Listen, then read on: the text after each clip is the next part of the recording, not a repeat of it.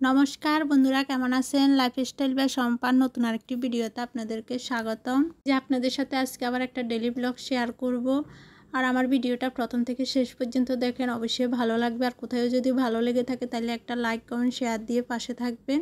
আর Facebook page থেকে দেখে থাকলে অবশ্যই একটা ফলো করে দিবেন। আর ইউটিউব চ্যানেল থেকে দেখে থাকলে একটা সাবস্ক্রাইব করে দিন। সকালে আমি রান্নাবান্না শুরু করে দিছি। আর এখানে আমার ঢেঁড়স ভাজি হয়ে গেছে, ঢেঁড়স ভাজি নামিয়ে নিছি। আর এখন বেগুন ভাজি করি। আমাদের ঘরে সবচাইতে বেগুন ভাজি উচ্ছ্বাসের খুব প্রিয় একটা খাবার। ও বেগুন ভাজি হলে আর কিছুই লাগে না। এই যে এখন আমি ঢেঁড়স ভাজি হয়ে গেছে, এখন বেগুন ভাজি বসাই দিছি। আর বেগুন ভাজি করে তারপরে বেগুন ভাজিটা বসানোর পরে মাংস রান্নার জন্য সব কিছু রেডি করে নিব। আর আসলে একলা মানুষ হলে যা হয় আর কি, একটা রান্না করতে বসায় আরেকটা রান্নার প্রিপারেশান নিতে হয়। আর মাঝে মধ্যে কিন্তু আমি আগে কিন্তু সব সময় আগের দিন রাত্রে রেডি করে রাখতাম। এখন কেন জানি একদম অলসতা, আমি কাজ করে রেডি করে রাখতে ইচ্ছা করে না আগের দিন। আর এই যে আমার কড়াইটা একদম পুড়ে গেছে। আর বেগুন ভাজি তেল দিয়ে পরে কিছু কড়াই জানা একদম তেলটা কালো হয়ে যায়। আর এই যে এখন বেগুন ভাজিগুলো তুলে নিব। বেগুন ভাজি হয়ে গেছে। আর উচ্ছ্বাসেরও স্কুলের সময় হয়ে গেছে, কোনটা করবো বুঝতে পারতেছি না। মাঝে মধ্যে ভাবি সকালের সময়টা যদি একটু ধীর গতিতে চলতো তাহলে অনেক ভালো হতো। সময়টা যদি আস্তে আস্তে হাঁটতো, সময় মনে হয় যে আমার আগেও দৌড়ে, সময়ের আগে দৌড়ে পারি না।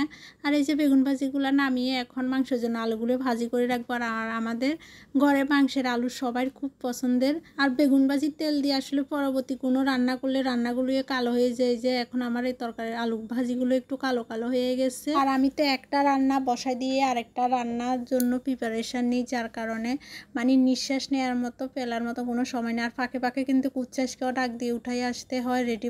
মাঝে মধ্যে যাই ওকে একবার খাইয়ে দিয়ে আসি, আবার মাঝে মধ্যে ও নিজেও খেয়ে নেয়, নিজে ড্রেস পরে। ছোটো মানুষ তো সবসময় মতিগতি একই রকম থাকে না, মাঝে মধ্যে আমাকেও করে দিতে হয়।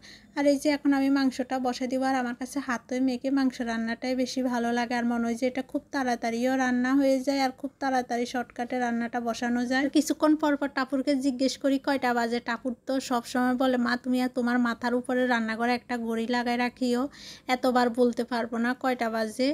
আর মাত্র হাতে 10 মিনিট ছিল, উচ্ছ্বাসকে স্কুলে নিয়ে যেতে হবে। আর ওইদিকে তো আমাদের বাসা থেকে শোনা যায়, ওর স্কুলে ঘন্টা পড়লে শোনা যায়।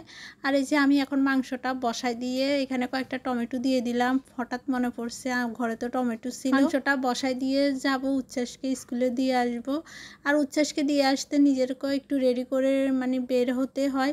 ঘরের জামা কাপড় পরে তার স্কুলে যাওয়া যায় না, যতই কাছে হোক। আর উচ্ছ্বাসকে স্কুলে দিয়ে আসি। এখন মাংসটা আমার কষানো হয়ে গেছে, দিয়ে আসি, জল দিয়ে দিচ্ছি। আর জল দিয়ে ভালো করে ফুটিয়ে নিলে নামিয়ে নিব।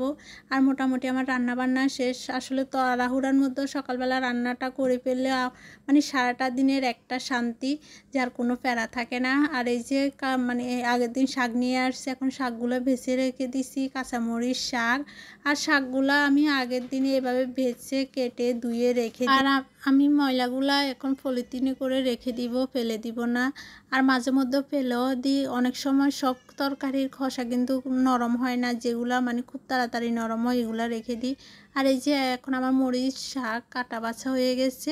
আর ভালো করে ঝোল ঝরিয়ে এখন শাকগুলা ধুয়ে কেটে নিচ্ছি। তারপরে এখন ফ্রিজে রেখে দিব যেন নষ্ট না হয়ে যায়। আমি কিন্তু সব সময় এরকম করে শাক রান্না করি, না হলে সকালবেলা এত তাড়াহুড়া করে শাক ধোয়া আর বাছা, এই জিনিসটা আমার খুব কষ্টের মনে হয়। আর এদিকে উচ্ছ্বাস স্কুল থেকে চলে আসছে, এর ফাঁকে অনেক কাজকর্ম হয়ে গেছে। আর দুপুরে আমরা খেতে বসছি। আমরা দুপুরে মা ছেলে ভাত খাই, কারণ টাপুরও থাকে না, টাপুরের বাবাও থাকে না। ভাত খেতে খেতে বিদায় নিতেছি। সবাই ভালো থাকবেন, সুস্থ থাকবেন। নতুন একটি ভিডিওতে দেখা